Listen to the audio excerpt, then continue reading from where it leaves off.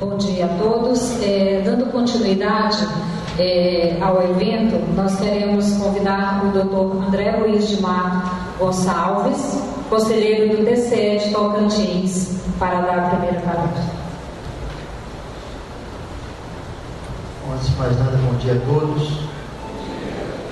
Eu gostaria inicialmente de saudar o nosso presidente, Dr. Josué, conselheiro dessa corte, em nome de quem eu cumprimento a todos os membros e integrantes dessa casa.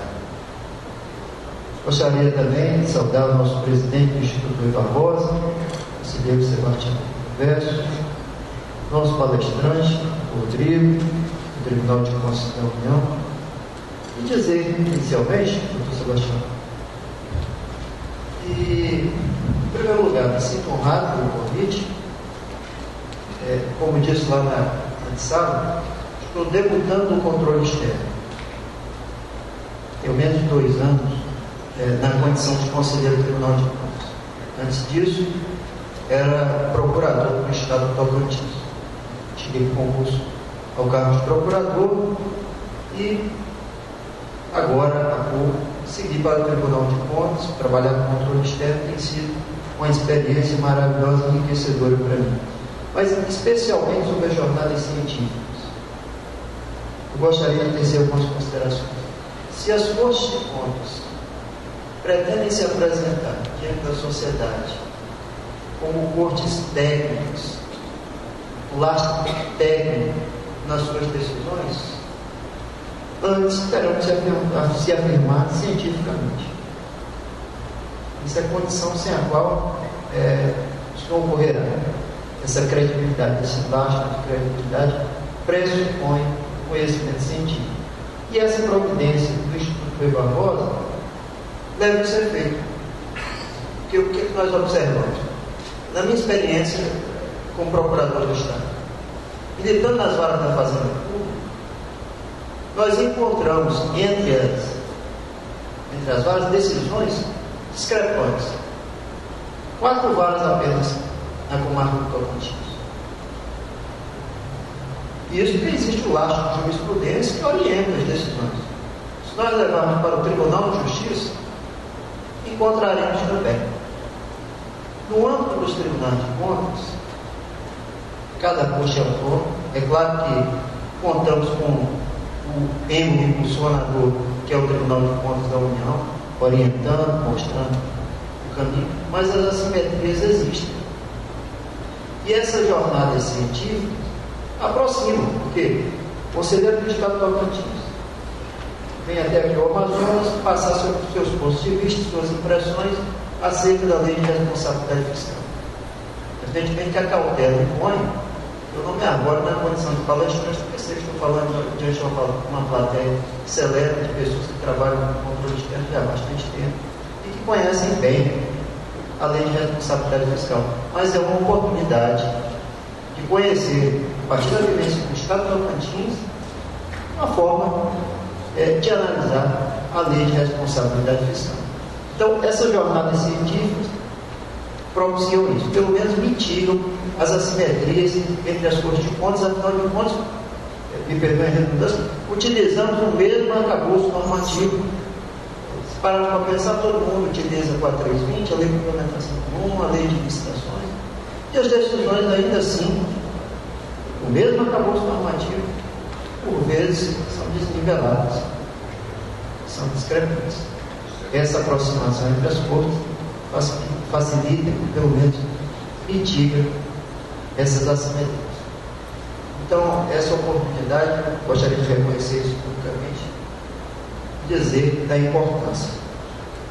Bom, o tema sobre o qual fui convidado para falar, lei de responsabilidade fiscal, exige que, antes de mais nada, e eu gostaria de me desinformar, não me alongarei muito, porque aprendi que a trilha de bom discurso é falar alto para ser ouvido, claro para ser entendido e curto para ser aplaudido. Então, não vou me perder nessa sequência que sempre dá resultado. Mas, para falar de lei de responsabilidade fiscal, antes é necessário ir à fonte. Quer dizer, buscar a fonte é ir ao local onde as águas brotam da terra. No caso da lei de responsabilidade fiscal, a fonte é a nossa Constituição, a Constituição Federal. E nós temos que reconhecer, presidente Josué, que a nossa Constituição Federal, tida como prolixa, uma densidade elevada, alguns chamavam até de casuística, mas desses anos, desde 88, tem sido fiadora da estabilidade nacional. Sim ou não? Os senhores concordaram comigo. De 88 para cá, nós já tivemos impeachment do presidente, nós já tivemos mensalão. Olha, quanto a ação penal 470, conhecido publicamente como mensalão, estava aí no Supremo, dentro da reputação de grandes expoentes da República. Parece que o ilícito não cessava. Não é verdade? O petrolão estava em curso, sem querer antecipar o mesmo valor, mas está aí. E tudo isso tem a ver com o controle que a lei de responsabilidade fiscal, o pressuposto da lei de responsabilidade fiscal. Então a Constituição de 88 teve esse papel, o papel estabilizador, e dividiu as instituições. Essa é uma impressão do professor Carlos Aires Pinto, ministro do Supremo.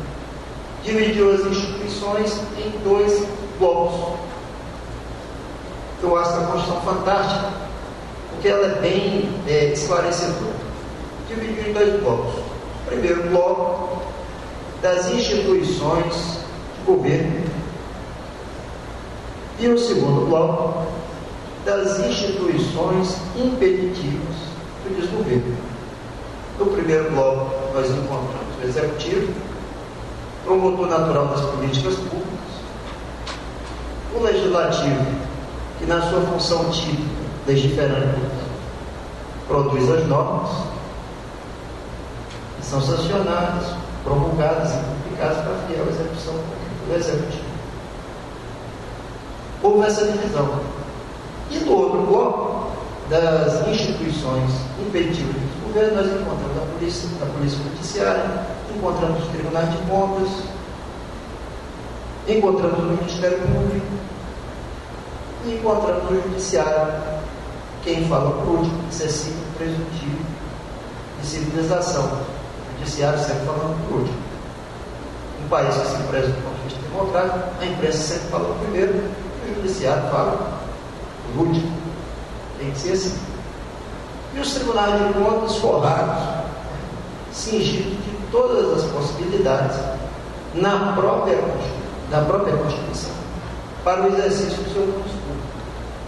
E nada pode se queixar dos tribunais de contas em matéria de competência, de respaldo constitucional, para levar efeito à sua tarefa. Nada. Senão, eles viram. E nesse contexto geral da Constituição de 88, um ambiente de desequilíbrio, onde os custos, as despesas com o pessoal e dos serviços da dívida eram elevados, associado a tudo isso, a pressão internacional por equilíbrio, nasceu a Lei Complementar 101, Lei de Responsabilidade Fiscal.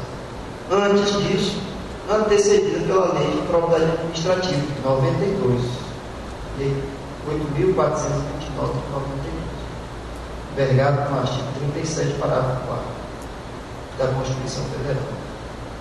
Percebo que justamente no ano de 92, o presidente Paulo de Mello recebeu o impeachment. Foi em 92? Parece que ele antecipava o resultado geral. Quer dizer, a norma nasceu do artigo 37, parágrafo 4, que trata sobre improbidade administrativa. Os atos de improbidade administrativa importarão em suspensão os direitos políticos e peso da função pública. Evidentemente que não com base na lei de improbidade administrativa, mas ele sancionou a norma no mesmo ano, do que foi alvo do impeachment. E no artigo 163 também da Constituição Federal, nós encontramos o fundamento da lei de responsabilidade fiscal. 163, lei complementar disporá sobre finanças públicas. Então, uma norma que trata sobre finanças públicas. Descendo ao artigo 1, o primeiro artigo da lei de responsabilidade fiscal, nós encontramos o que o legislador classificou como uma gestão responsável. Então, a própria lei já definiu o que seria a responsabilidade fiscal. Ou seja, uma gestão transparente, uma gestão equilibrada entre receitas e despesas, e uma gestão onde o planejamento fosse a tônica dos encaminhamentos. A lei de responsabilidade fiscal, ela é autoestruturada. Porque quando nós falamos de planejamento, nós encontramos no artigo 65 da Constituição Federal, que trata das leis orçamentárias, o que é que deve ser levado a efeito para nós termos um bom planejamento. São as leis orçamentárias, plano plurianual, lei de diretrizes orçamentárias, lei orçamentária anual. Quer dizer, se essas normas não fossem meras peças de ficção, nós teríamos tudo para ter uma gestão equilibrada. Ora, lá no tribunal já chegamos a encontrar leis orçamentárias copiadas da internet, igualzinho, sem tirar nada. Esse município mais distante, copiadas da internet. Você vê o valor que se dá a isso. Mais que isso, encontramos também leis orçamentárias onde o limite de suplementação é de 100%. Em outras palavras, o prefeito está dizendo para o legislativo que ainda não decidiu o que irá fazer, vai fazer isso no curso do ano, e que o legislativo deve, de antemão, abrir mão das suas possibilidades e permitir o que for. Desconhecimento. Resultado desse país enorme, mais de 5 mil municípios, e de uma norma que se aplica indistintamente a todos. O município do estado de São Paulo, município de São Paulo, aplica a lei de responsabilidade fiscal. O município de Carrasco do Rio também aplica a lei de responsabilidade fiscal. E o legislador parece já prenunciado essa dificuldade, e lá no artigo 64 da lei de responsabilidade fiscal, dizia o seguinte: a União prestará assistência técnica e cooperação financeira aos municípios para a modernização da administração pública, patrimonial e previdenciária. Eu tenho a impressão que essa ajuda da União já deve ter chegado aqui no Amazonas. Agora, lá no Tocantins, os municípios menores não dispõem dessas possibilidades. Quer dizer, os quadros não são bem formados, o que se pode pagar para os servidores são salários assim, pífios, que não contratam com os profissionais, e o resultado é isso. Para vocês terem uma ideia, lá no nosso tribunal nós temos um programa que chama Agenda Cidadã. E eu fui chamado pelo presidente para participar desse evento, que congrega alguns municípios, e presidentes de Câmara, vão também, alguns vereadores. E nós estávamos falando sobre alguns achados do tribunal que são recorrentes. Gasto excessivo com combustível. Falando da necessidade de controle, etc. Esse ponto. Quando terminou a palestra, nos aproximaram. Conselheiro, eu achei muito interessante isso aí que o senhor falou. Agora, na prática é diferente. Porque controlar o combustível que a gente coloca nos carros da prefeitura é fácil. Agora, o combustível que a gente tem que doar para alguém que vai à capital, para alguém que vai levar a esposa no médico, como é que nós vamos controlar isso? Falou para mim. E o mais surpreendente, os outros que estavam ao problema dele, não. Prefeito. Resultado dessa realidade nacional: 5 mil municípios, mais de 5 mil municípios, com as possibilidades que cada um tem, os livres. Isso nos leva à reflexão de algo que já chegou no judiciário e que certamente chegará aos tribunais de contas: a diferença entre atividade judicial e proatividade interpretativa. A atividade judicial é algo que nós devemos rechaçar. É buscar no texto da norma, angulações que ela não tem. Agora, a proatividade interpretativa não deixa o texto da norma aquém. As angulações têm que ser dadas. O direito não se examina em partes. A análise tem que ser sistemática. E as realidades são diversas. Isso é algo que tem que ser considerado. Bom, tecidas essas considerações iniciais, acerca do artigo 1º, que fala sobre transparência e planejamento e fala sobre equilíbrio entre receitas e despesas. Bom, no tocante ao planejamento, aliás, no tocante à transparência fiscal, a própria lei de responsabilidade fiscal instrumentaliza o termo no artigo 48, quando diz quais serão os instrumentos dessa transparência. Então, nós temos o relatório resumido de execução orçamentária, nós temos o relatório de gestão fiscal, nós temos as próprias leis orçamentárias, nós temos o parecer prévio que sai do Tribunal de Contas, nós temos as audiências públicas que devem ser realizadas a cada 4 meses. São instrumentos de transparência. Eu tenho falado no tribunal que esses relatórios, o acesso do tribunal tem esses relatórios, o tribunal mesmo deve divulgar. Assim que recebe, ou assim que tem acesso. Ainda que conseguindo que esse documento ainda não recebeu a análise, ainda não dispõe do juízo do valor da corte, deve ser disponibilizado para que o cidadão tenha o acesso imediato, oportuno. Agora, a transparência pressupõe que o dado seja inteligível. Quer dizer, não se pode oferecer um dado ao cidadão, ao homem comum, que ele não compreende. Esse é um cuidado que se impõe. E sobre equilíbrio? Equilíbrio é a tônica de toda a lei de responsabilidade fiscal. Voltando ao artigo 65, tratando especificamente da lei de diretrizes orçamentárias, a lei de diretrizes orçamentárias diz que ela se encarrega, além dos aspectos inerentes à própria LOA, porque a lei de diretrizes orçamentárias orienta a LOA, se encarrega também das despesas de capital do exercício seguinte, se encarrega das alterações de natureza tributária. O anexo de metas fiscais preocupa-se com dívida pública consolidada, preocupa-se com resultado primário, resultado nominal, preocupa-se. Então, a lei de diretrizes orçamentárias, por seu anexo de metas fiscais, instrumentaliza, parametriza diversas análises que são levadas a efeito da lei de responsabilidade fiscal. Descendo ao artigo 4º, nós tratamos sobre receitas, equilíbrio entre receitas e despesas.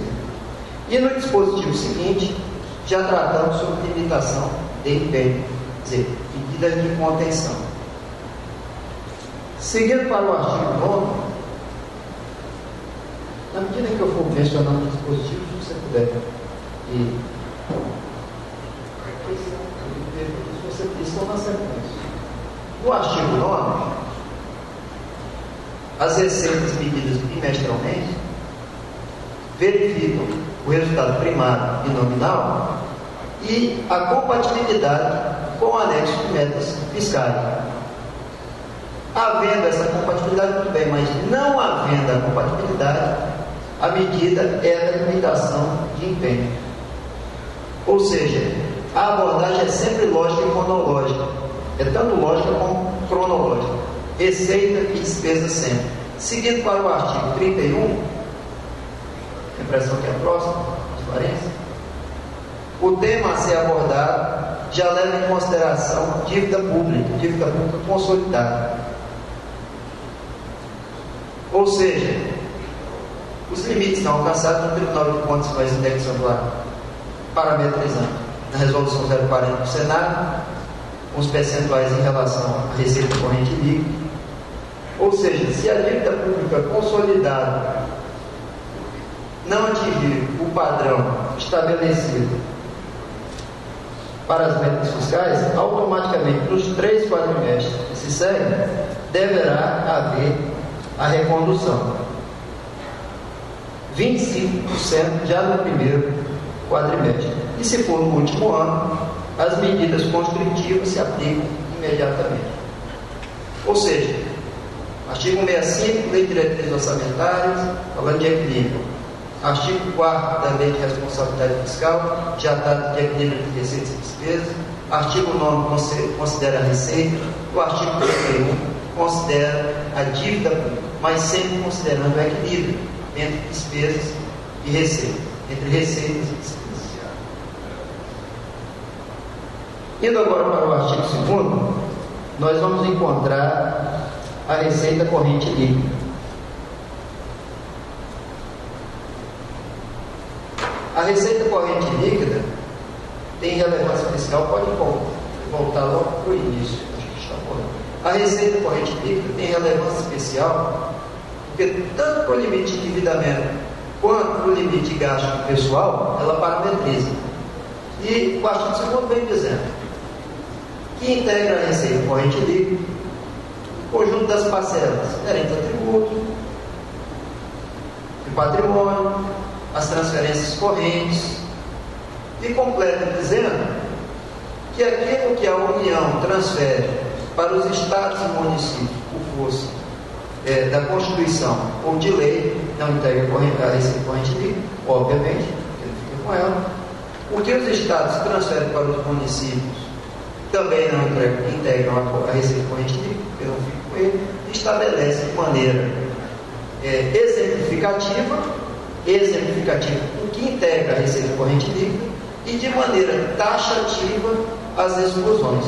E a Lei de Responsabilidade Fiscal sempre se comporta dessa maneira, exemplificando aquilo que integra e de maneira taxativa as exceções àquilo que se exclui. Uma questão relevante sobre isso, sobre receita corrente líquida, e inclusive isso está para ser discutido agora no Tribunal de Contas do Estado, diz respeito à inclusão ou não do imposto de renda na receita corrente líquida. E por que isso é relevante? Ora, porque dependendo do tamanho da receita, você amplia suas possibilidades de gasto. Então, sobre isso existem 2 correntes.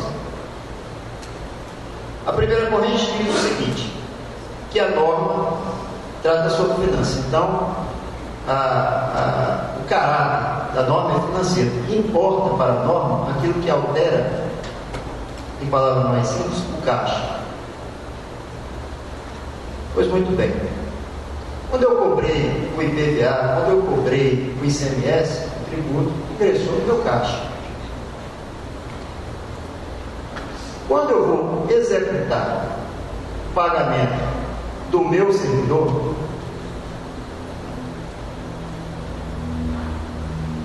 o tributo fica retido, pago. Então, se não existe esse ingresso, no momento do pagamento do meu servidor, segundo o critério da Lei de Responsabilidade seria financeira, na verdade não houve ingresso. E se eu promovesse o segundo ingresso, segundo registro, haveria duplicidade. Esse é o primeiro pensamento. O segundo pensamento diz que não é bem assim, que a Lei de Responsabilidade Fiscal não trata só sobre finanças, trata até sobre contabilidade, sim. Exemplos ao artigo 50 da Lei de Responsabilidade Fiscal. Trata sobre outras matérias também. E se é assim, a análise não pode levar somente isso em consideração. Além disso, volta ao argumento de que aquilo que integra a lei de que aquilo que integra a receita corrente líquida, de maneira exemplificativa, está contido no artigo 2º. Mas aquilo que não integra, que não deverá integrar e, portanto, deve ser deduzido, segue uma lista números clausos, ou seja, taxativo. E o imposto de renda não integra essa lista. Sendo assim, não pode ser excluído. E aí vem o argumento final, que eu acho que é o mais determinante, que diz o seguinte: ao final de tudo isso, se vocês, Estados, retirarem o imposto de renda da base para a receita corrente líquida, pelo princípio da simetria, a União também poderá fazer. E se a União retirar o imposto de renda dos seus servidores da receita corrente líquida, o impacto na participação de vocês será enorme. Então, se por um motivo ou pelo outro, o fato é que o imposto, essa é a posição predominante, o imposto de renda integra sim a receita corrente líquida. Esse argumento volta a ser repristinado quando nós tratarmos do limite de gasto com o pessoal. Bom, seguindo para o artigo 12. O artigo 12 da Lei de Responsabilidade Fiscal diz o seguinte: as previsões de receita levarão em consideração o crescimento econômico, e serão acompanhadas de demonstrativo de evolução dos últimos 3 anos e projeção para os 2 anos subsequentes, acompanhado sempre de memória de cálculo. Significa que esse número ele não é hipotético tirado de algum lugar, ele segue uma base, ele tem uma base científica metodológica para se chegar até ele, que leva inclusive em consideração o crescimento econômico do país. Isso tem tanta relevância na Lei de Responsabilidade Fiscal que lá no artigo 66, também da Lei de Responsabilidade Fiscal, na situação em que nós estamos de quadro recessivo, os prazos para a recondução são dobrados. Então nós podemos verificar isso no artigo 66. Ele diz o seguinte: o artigo 66 não está aí. Os prazos serão duplicados com o crescimento, em face do crescimento real baixo ou negativo. Esse baixo crescimento será aferido pelo IBGE. Então, o artigo 12 abre essa análise das receitas. Seguindo para o artigo 14, nós trataremos agora das renúncias.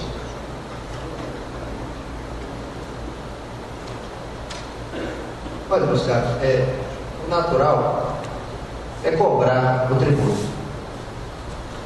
É antinatural a renúncia do tributo. Mas não é o que se observa em alguns casos. Os princípios orientadores da generalidade, da universalidade, ou seja, todo mundo paga tributo sobre rendas, sobre serviços, sobre bens. Em alguns casos, isso não é observado. E a lei impõe para outorga, para a entrega desses benefícios e incentivos, algumas precauções. Entre essas precauções está o estudo de impacto orçamentário e financeiro, que se tem que fazer não só para o exercício de vigência do benefício, mas para os 2 exercícios subsequentes.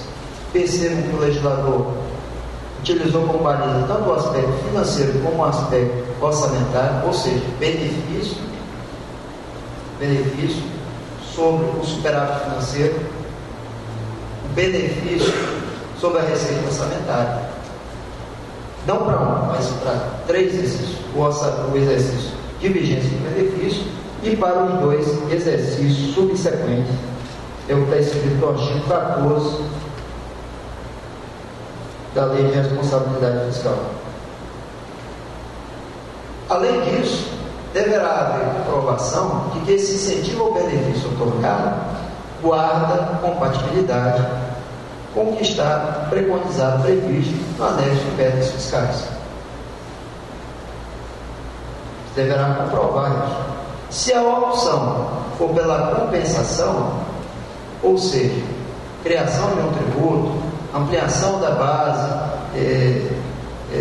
ou a ampliação da alíquota, elevação da alíquota, essa providência deverá anteceder a outorga do benefício. Olha só a questão da responsabilidade. Primeiro se tomam as providências estruturantes para depois se outorgar o benefício. Agora, não é bem, se observa um cuidado na lei orçamentária anual sobre isso. Não existe a verificação com a lei de diretriz orçamentária, nem sempre, sobretudo no anexo de metas fiscais, não é observado. Agora, qual não foi minha surpresa que examinando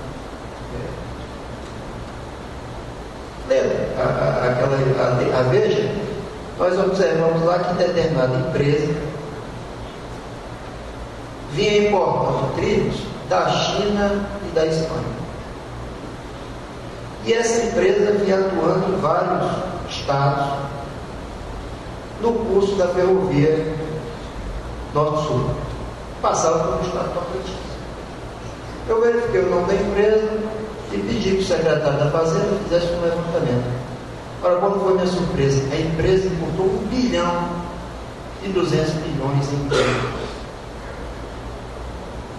Pensei, poxa, essa empresa deve estar movimentando o Estado aqui, deve estar trazendo benefícios. Qual não foi minha surpresa? Tinha assinado um termo de ajuste de regime especial, que são essas isenções em caráter restrito.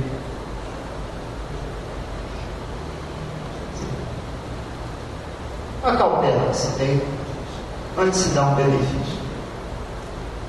Qual é o interesse público visado? O desenvolvimento, o retorno que se terá a partir desse benefício outorgado. Nem sempre é observado. Agora, depois de assinado um TARE como esse, para desconstituir no judiciário, é uma dificuldade terrível.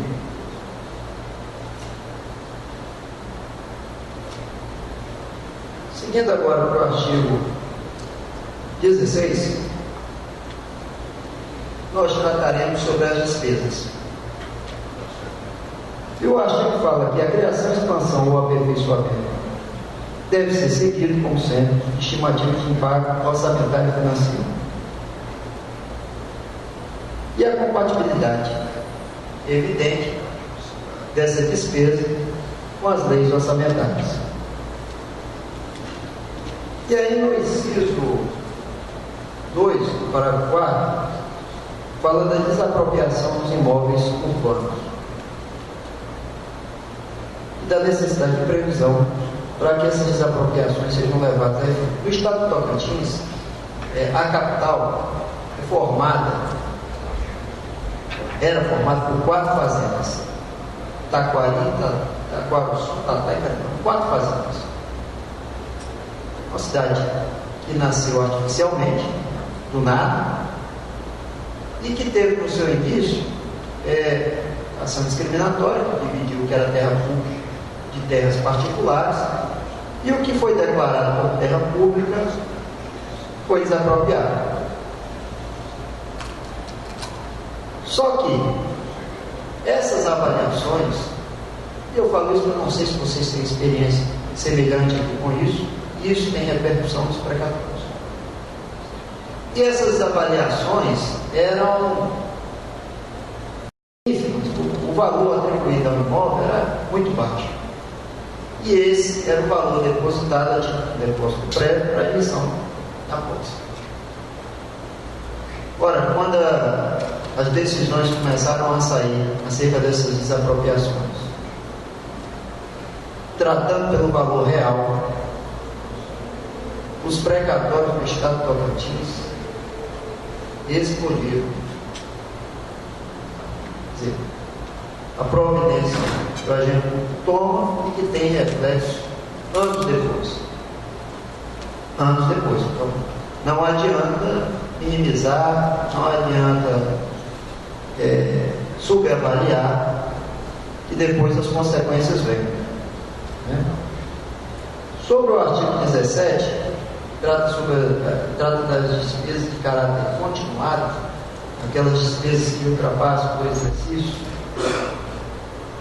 É importante considerar, porque ela tem reflexo no artigo 42, quando nós vamos tratar das despesas realizadas nos últimos 2 quadrimestres do último ano do mandato eletivo. Então, é importante se ter em mente esse tipo de despesa. Ela segue o modelo padrão já estabelecido, quer dizer, a comprovação de compatibilidade com as metas de resultados, a compatibilidade com as leis orçamentárias e, acima de tudo, o apontamento da fonte que fará frente a essa despesa. Chegamos então às despesas com o pessoal. O artigo 18 exemplifica todas as despesas com o pessoal, e me parece que o legislador fez um esforço hercúleo para prever absolutamente tudo.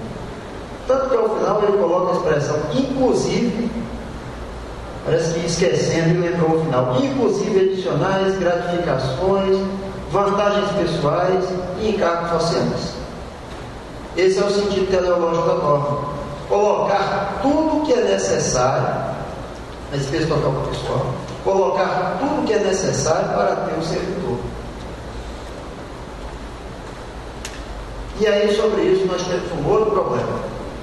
Eu não sei se vocês aqui têm OS no Estado. Tem? Organizações sociais? Sim ou não? Tem? Pois é, no nosso Estado lá, nós tínhamos OS na área de saúde. E vejam bem, quando os limites de gasto pessoal já subiram, a OS pode se apresentar como uma grande solução. Como? Intermediando com o jovem. Quer dizer, uma grande solução, digamos assim, fora do que recomenda a norma, claro. Uma maneira de burlar, de bypassar aquilo que a norma recomenda. Como? Passa a contratar pelo Estado. E não é isso o propósito da OS. A OS deve desenvolver com a gestão, né?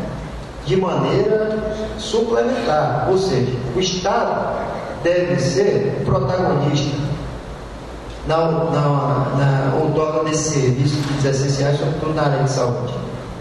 Do nosso Estado, dos 19 hospitais, a OS geria 17. Nos tirou a condição de protagonista e acho que não nos deixou sequer a condição de coadjuvante. Mas a OS ainda serve para outras coisas também, porque vocês sabem que, sobretudo na área de saúde, o UTI neonatal precisa o tempo todo. A compra de determinados medicamentos, ou no calendário, precisa o tempo todo. O UTI móvel precisa sempre.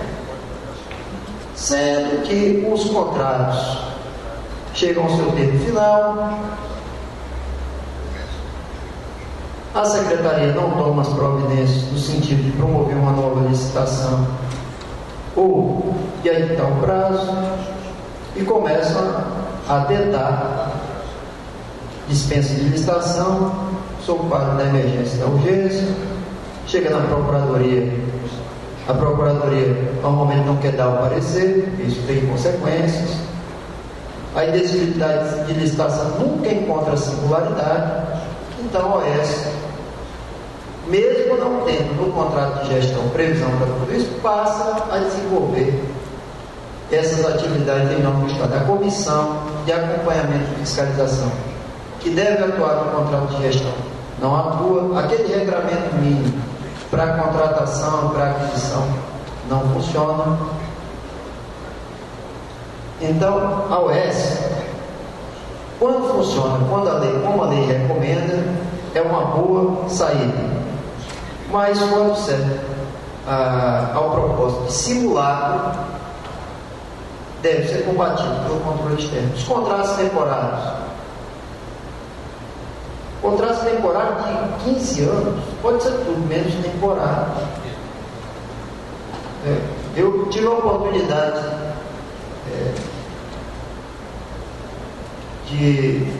fui reitor da Universidade Estadual, lá no Tocantins, e eu tinha professores, 15 anos, um contrato temporário.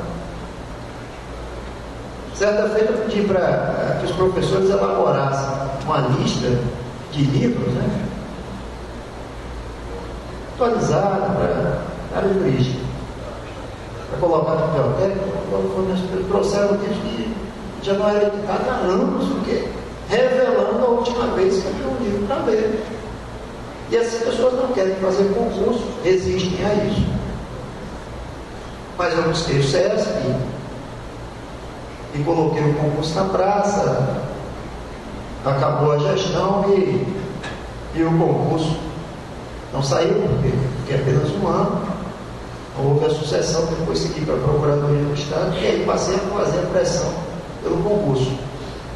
Mas a Procuradoria da República, a Procuradoria do Trabalho, fixou multa de R$1.000 para o servidor irregular desde o início desses contratos todos. Contrato temporário é uma coisa que tem que ser analisada. Não desnaturar a condição do contrato temporário também. Outra coisa, terceirização. A terceirização só será legítima se nos quadros da administração aquele cargo não existir. Olha o que ele diz aqui, o parágrafo 1º do artigo 18. Terceirização de mão de obra, substituição de servidores e empregados públicos serão contabilizados em outra despesa de pessoal, portanto, integra o rol das despesas total com o pessoal. O artigo 19, aqui no parágrafo 1º, começa a expor de maneira taxativa o que não entra no gasto com o pessoal. E a tônica do parágrafo 1º, indenização. Aquilo que tem viés indenizatório não entra. Agora, nos casos, aquilo que é de trato sucessivo, quer dizer, que se paga rotineiramente, ordinariamente, não tem viés indenizatório.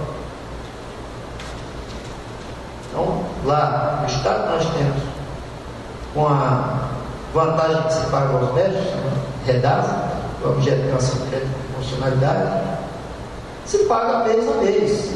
Não tem viés não é esporádico, se dá sempre. É de trato sucessivo, mês a mês, pode ser tudo menos indenizatório. Deve integrar o cálculo das despesas totais com o pessoal. Volta à questão do imposto de renda. O imposto de renda entra ou não entra o gasto com o pessoal? Tem gente que chega a dizer, entra na receita corrente livre, mas o gasto total com o pessoal não entra. São argumentos absolutamente inconciliáveis, porque uma coisa é que vale a outra, e é isso que torna estimulante de saída. Porque se você retirar da receita corrente líquida, terá implicação imediata no gasto total com pessoas. Implicação imediata com pessoas. E a corrente dominante é que entra sim. O imposto de renda entra no campo, não pode ser abstraído. E o argumento é o mesmo que eu passei para vocês quando falei da receita corrente líquida e do imposto de renda. Bom, seguindo agora, vamos aos anéis de segurança. Eu classifico como anéis de segurança aqueles limites que se podem alcançar do gasto pessoal. Tomando como exemplo o Estado, 60%, retirando o que sobra, 49% é o limite máximo. Quando se atinge 90% desse limite, é dever do Tribunal de Contas promover o alerta. Está lá no artigo 59 da Lei de Responsabilidade Fiscal. Qual é a natureza jurídica do alerta? Tem natureza jurídica de ato administrativo cautelatório. E serve para quê? Olha, eu estou informando o gestor de algo que ele já sabe. É para isso que serve o alerta? Não é para isso que serve o alerta. O alerta serve sobretudo, esse é meu ponto de vista, o alerta serve sobretudo para fixar responsabilidade. Porque percebam, o gestor, de uma maneira geral, não tem compromisso político, aliás, compromisso profissional na gestão. O compromisso é político, por isso que ele é agente político. É diferente do servidor em geral. Tanto é que ele responde por dolo, ele responde por má fé nas ações próprias. É necessário fixar a responsabilidade, atestar a conivência. Por isso o alerta se faz tão importante. Agora, sendo ato administrativo cautelatório, ele tem que ser devidamente fundamentado, tenha forma escrita e deve ser o quê? Publicado.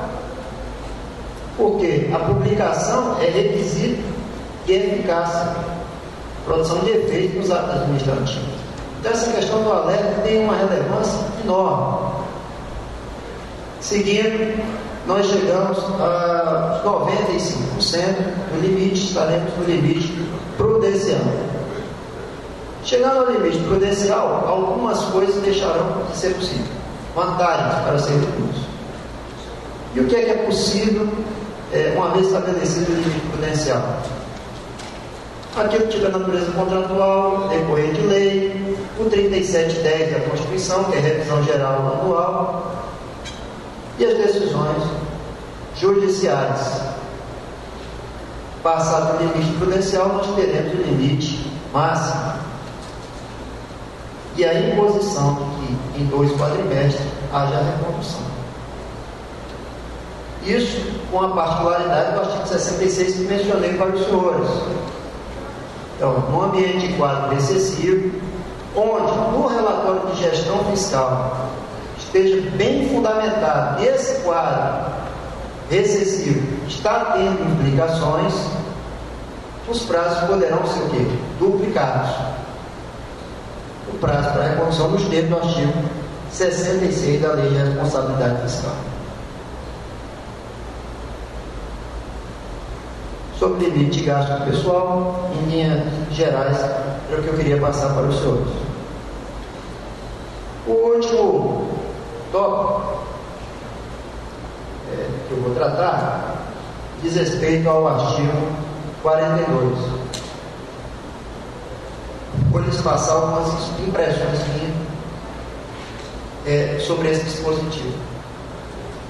O artigo 42 versa sobre os gastos nos últimos 2 quadrimestres do último ano de mandato.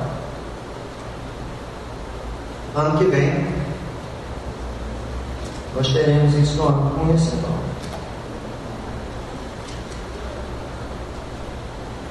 Perceba que o dispositivo diz o seguinte: é vedado nos últimos quadrimestres do mandato contrair obrigações que não possam ser cumpridas dentro dele. E abre a excepcionalidade da reserva de caixa. Ou seja, se dentro daquele exercício eu não conseguir percorrer o empenho, a liquidação e o pagamento, remanesce como válvula de escape os restos a pagar. Mas como válvula de escape. porque isso ocorre durante o exercício, deve ocorrer durante o exercício. Quer dizer, tudo que é executado fisicamente tem que percorrer esse caminho que impede que dá sem pagamento dentro do exercício. E, excepcionalmente, nós teremos os restos a pagar, poderão ser processados e não processados, a depender da liquidação. Sempre lembrando, e às vezes eu recebo defesas lá, os advogados interpretam que essa necessidade de equilíbrio só se dá no último ano de mandato. Eles pegam o artigo 42, observam, olha, vocês estão cobrando isso, só que não é o último ano de mandato dele. Só que o equilíbrio, evidentemente, está todos os anos de disciplinaridade que exige equilíbrio entre receitas e despesas durante toda a gestão, não somente no último ano. No último ano, nós temos consequências de natureza penal.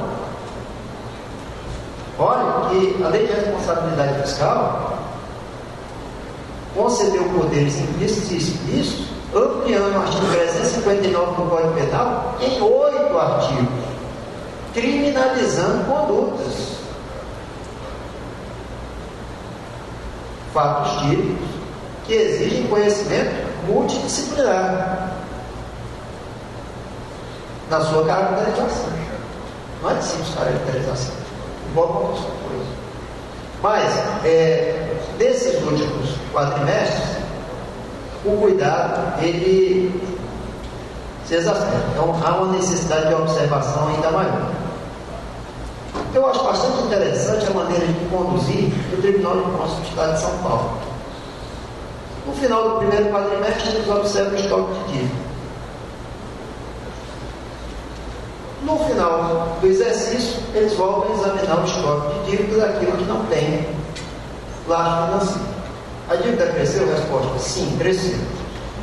E observam o que ocorreu no INTEEG, exigindo, inclusive, que se encaminhe para o tribunal todos os aditivos encontrados e celebrados nesse intervalo de tempo.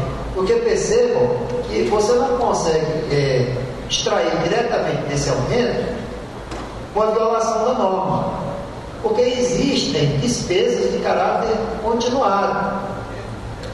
Vou citar, por exemplo, água, luz, telefone, despesas de manutenção, conservação.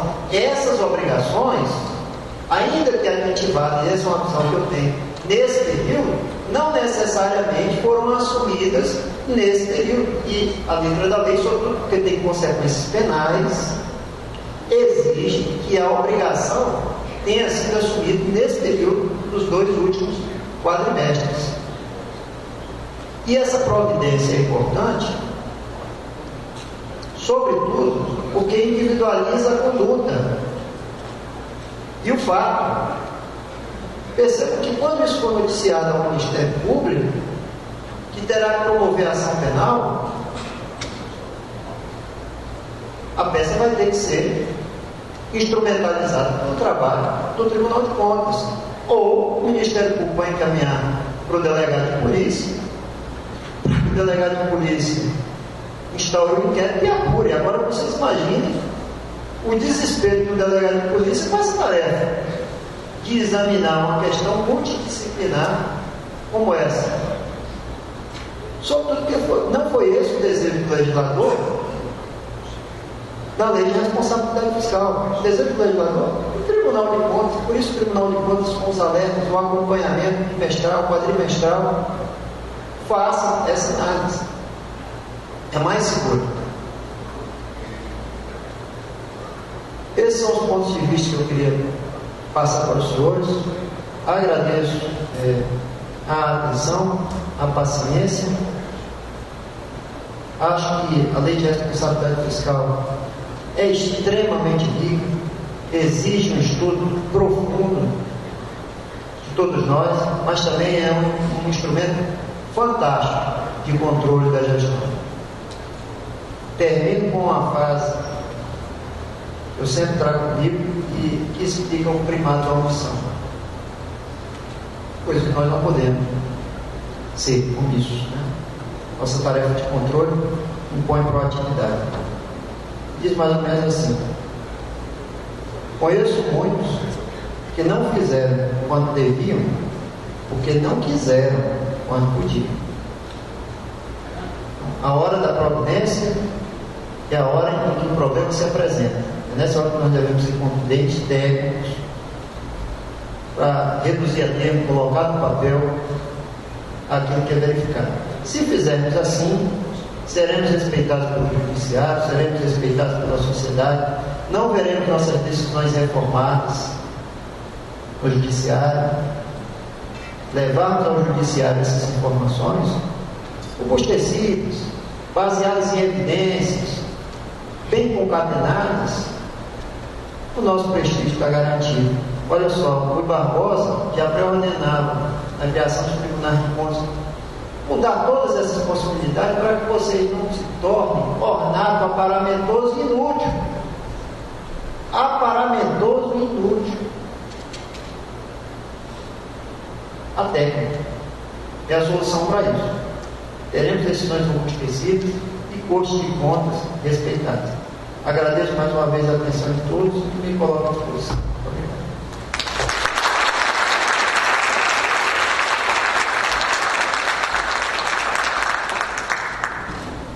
Conselheiro, o Estado do Amazonas, a exemplo do que fazem todos os estados neste ano de 2015, trabalhava com 1/10 de transferência. E nossos cálculos da verba de pessoal ocorriam naquele estimado, no orçado. Por exemplo, o nosso número, 17.400.000 em 1/10. Isso foi obedecido em janeiro, fevereiro, março, abril, maio. Quando chega maio, o Estado percebe que a sua arrecadação era inferior ao orçado e passa a transferir os recursos pelo orçado, ou seja, não mais 17. Alguma coisa menor, por exemplo, 16. E instando o secretário da Fazenda, nós perguntamos a ele assim, doutor Sebastião Grosso: doutor Lobo, me diga uma coisa. Nós estamos em vacas magras e o tribunal é solidário a elas. Estava lá doutor Pedro Augusto, esse elegante moço de cabelos prateados. A conselheira que não está presente, o conselheiro ali, não seria o caso de nós também sermos das vacas gordas? Ele disse: como? Nos anos em que a arrecadação foi a maior, esses valores não foram repassados ao Tribunal de Contas. Aí depois de um papo mais duro, ele disse: não, o dinheiro do Tribunal de Contas está lá, que é para nós pacificarmos a Previdência. Eu disse: só que a Previdência no momento é impacificável, porque ela não tem data de nascimento. Ela acha que nasceu em 2007 e ela já existe há 30 anos no Estado com outros nomes. Os servidores antigos sabem desses outros nomes. E contornou-se maio, junho e julho, por exemplo, dava 16, a diferença era 1.400, ia buscar das nossas vacas gordas de 2013 e 2014, cujo valor, na medida da Fazenda, era em torno de 45 milhões de reais. Já a nossa medida era bem menor, mas eu aceitei o maior. Eu tenho um espírito empresarial e, claro que isso ocorreu. Quando chegou no mês de agosto, parou. Só veio a vaca magra, não veio a complementação.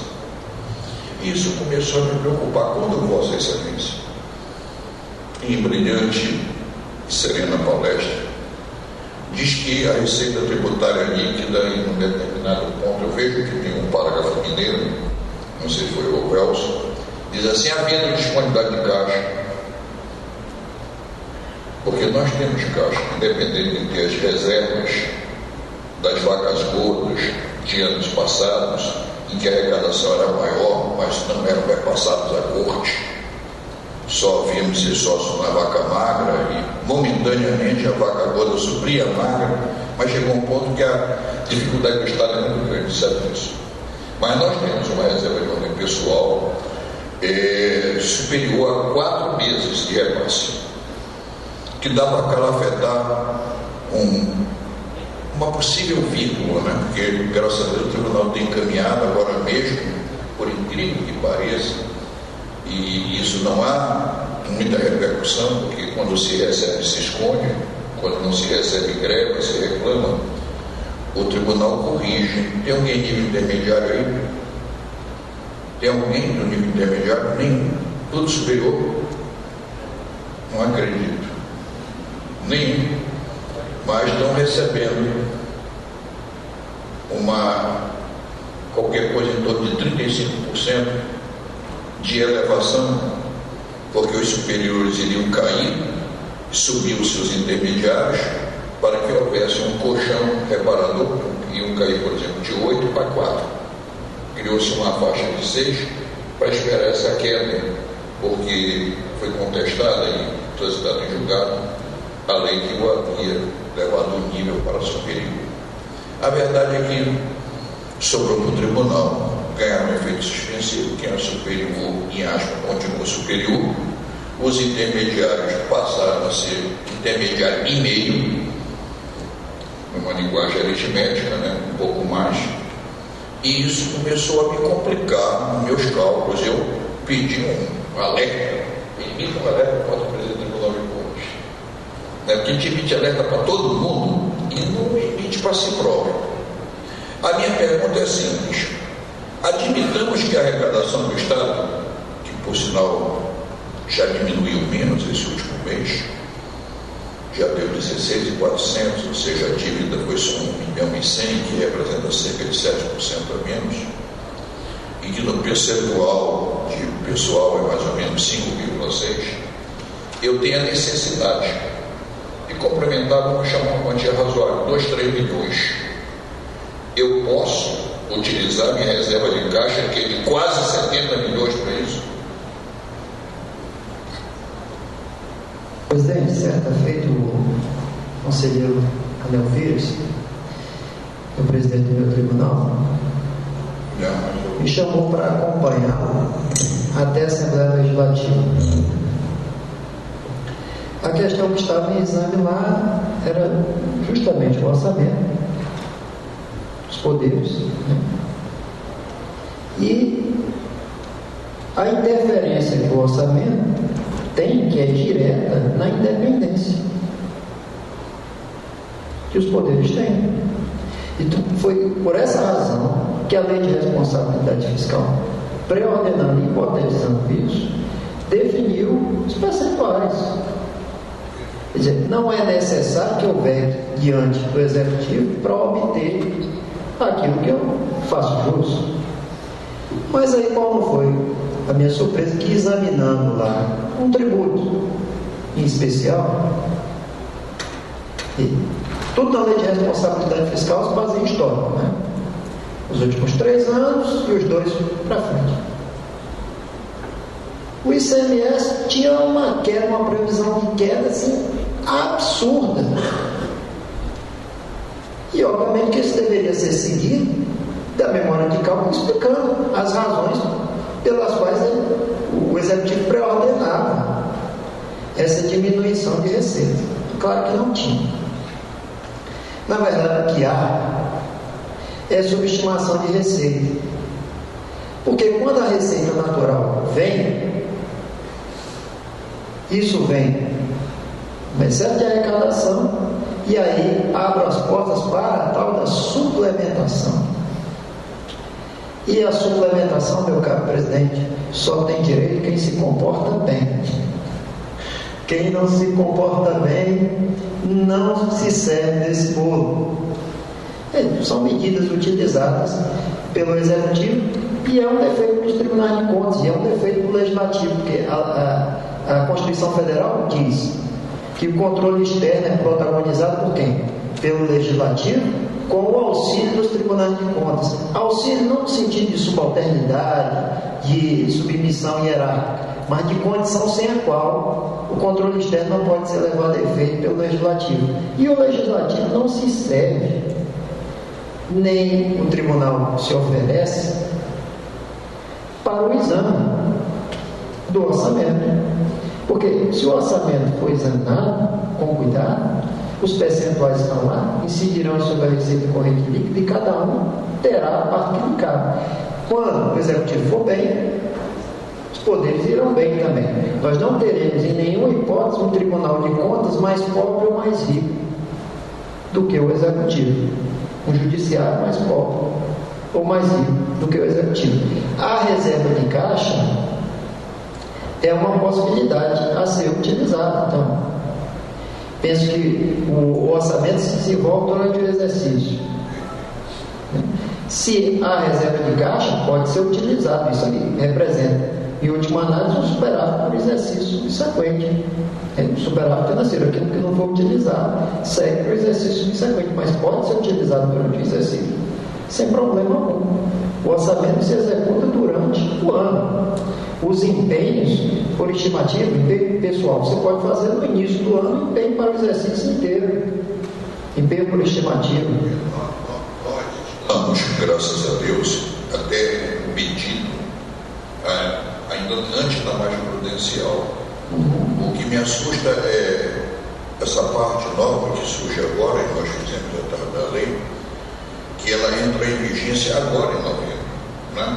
Era que vamos admitir, se chegar na proximidade, há possibilidade, porque quando o senhor falou em orçamento, ele devia ser chamado orçamento realizável, definido, adjetivado, porque sempre o trabalho te entrega, né?